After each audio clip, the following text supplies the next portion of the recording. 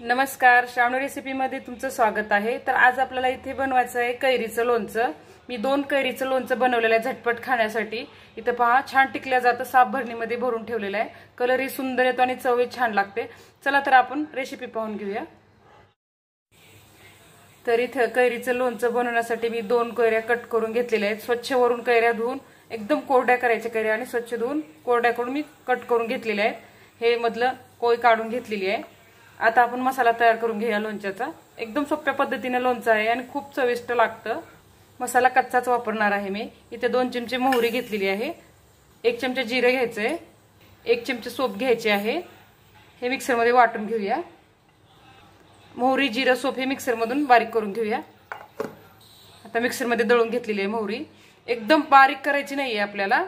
हवं तर तुम्ही हा मसाला थोडंसं भाजून पण घेऊ शकता, पण इथे मी कच्चाच बनवते। एका पसरट टोपलं घेतलेलं आहे, त्याच्यामध्ये आपल्याला हा मसाला काढून घ्यायचा आहे।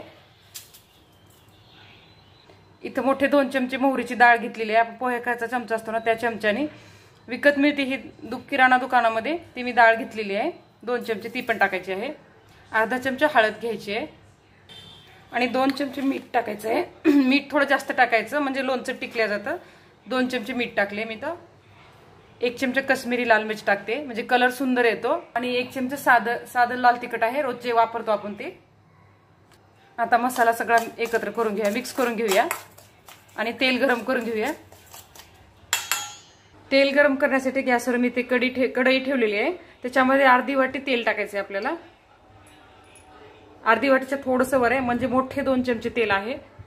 तेल इथे चांगलं गरम झालेलं आहे।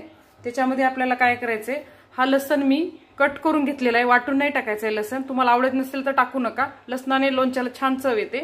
हा मी असा हाताने कट करून घेतलेला लसण आहे, ते टाकून घ्यायचंय। त्याच्यासोबत 4 लवंगा पण टाकायचे आहेत आपल्या लसणासोबत। लसण थोडासा लाल झाला की आपल्याला गॅस बंद करून घ्यायचा आहे। आता गॅस बंद करून घेते इथे मी। लसण छान भाजलेलं आहे, हे पहा। तुम्हाला आवडत नसेल लसण तर नका टाकू। गॅस बंद करून घेते इथे मी। हे तेल आपल्याला मसाल्यामध्ये टाकून घ्यायचे।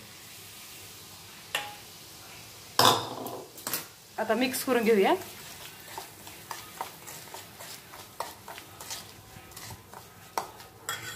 मध्ये मी 1 चमचा साखर टाकणार आहे। लोणचं छान टिकतं आणि कलरही छान राहतो म्हणून। आता हे मिक्स करून घ्यायचंय। साखर टाकल्यानंतर थोडंसं ह्याला थंड होऊ द्यायचं, मग आपण कैरीच्या फोडी टाकायच्या त्याच्यामध्ये।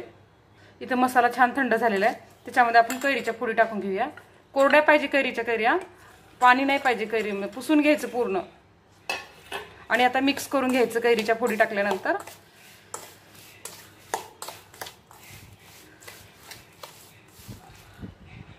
हे कैरीचं झटपट लोणचं छान इथं तयार झालेलं आहे।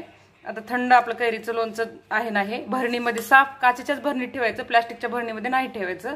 आणि छान एक 15 दिवसांनी मुरलं ना, खूप सुंदर लोणचं लागतं हे अशा पद्धतीने, आणि टिकतं पण, अजिबात खराब होत नाही। शक्यतो साफ भरणीमध्ये ठेवा। आणि माझा व्हिडिओ आवडल्यास लाईक आणि शेअर जरूर करा। आणि तुमच्याकडे कोणती दुसरी रेसिपी असेल तर मला नक्की पाठवा। धन्यवाद।